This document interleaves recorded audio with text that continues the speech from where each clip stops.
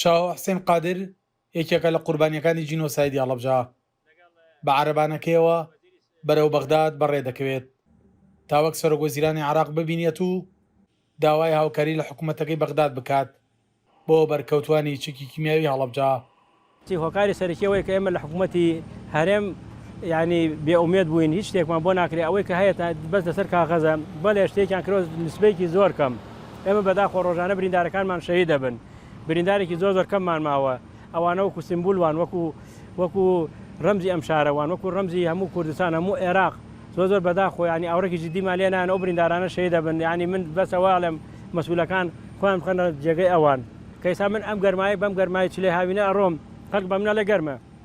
ئێمە بریندارەکانمان هەموو ڕۆژێ لە سلەی گەرمان هەموو ڕۆژێک ئەسووتێن هەموو ڕۆژێ ناوجەریان ئەسووتێ چاویان ئەسووتێ سیەکانیان ئەسووتێ لە ناوەچن سەرباری گەرمی تاقەت پڕۆکێنەری ئەم هاوینە بەڵام سەدان کیلۆمەتر دەگرێتە بەر تاوەک بە ئامانجەکەی بگات. کۆمەڵی قوربانیانی کیمیابەرانی هەڵەبجەش دەڵێن دۆخی بەرکەوتوانی چکی کیمیاوی هەڵەبجە گەشتووەتە هەستێک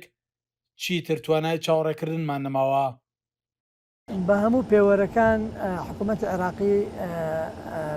ملتەزمە بە قەرەبووکردنەوەی قوربانیانی ڕژێمی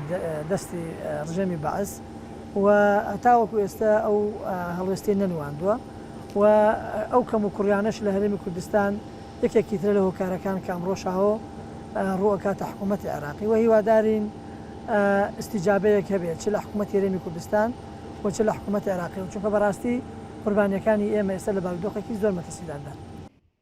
شاو حسین سەر لە بەیانی 16/1970 لە ساتەوەختی بەردومانکردنی هەڵەبجە